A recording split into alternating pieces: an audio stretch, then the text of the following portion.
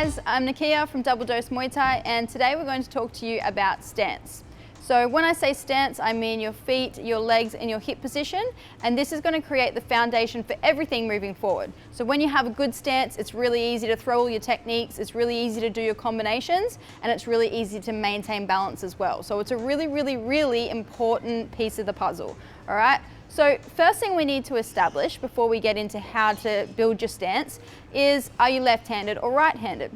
So left we call southpaw and right we call orthodox, all right? So if you go goofy footed on a skateboard or a snowboard, you might actually stand in a left-handed southpaw stance, but most people typically are right-handed dominant, so they're gonna be right-footed as well, all right? So to start off with, I'm gonna do an orthodox or right-handed stance, and we're gonna go through how you actually build out your stance when you're first working this out. You're gonna start off with your feet together, and then with your right foot, you're gonna turn it out on a 90-degree angle, all right? Then you're gonna lift up your heel and turn it straight, all right? So now you've got like a little tiny shallow stance. Put your heel down and turn out on a 90-degree one more time, and then pick the heel up and turn it straight. So this is going to be approximately your stance, okay? So if you are ever feeling off balance or you feel like you need to establish what your stance is again, then you just go 1, 2, 3, and up, all right? And that's gonna be your approximate stance. What we're basically looking for here is that you're not too long this way and that you're not too long this way, all right? Either way, you're gonna lose balance and it's not gonna give you much of a foundation.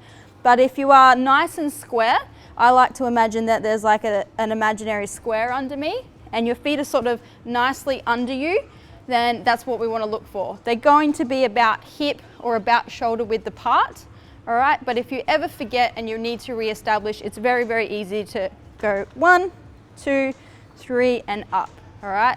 The next part of your stance is you're going to relax your knees, so we don't want to have locked out legs, and you don't want to be too crouching either, okay? So nice and relaxed, and that way you can move freely forward and back. And then we're going to have our hands up. Our hands are going to be at about eyebrow level and our chin's going to be tucked down. We can float our hands around this sort of space, but we don't want to drop them down here because then we're exposed to get hit. All right, so we want to have them up at about eyebrow level and our elbows are tucked in. Okay, so we don't want to be out here because then we're exposed as well. We want to have it nice and tucked in, our chin down, our eyes sort of up looking through, and our hands up, and this is where we're going to start from with all of our techniques and our combinations moving forward.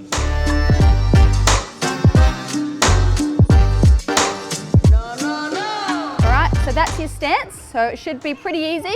Once you get used to it, it's very easy to just go straight from here and it will feel really natural. But to begin with, you can use that little trick if you need some help getting into the correct stance. And that's it for today. Belly cut.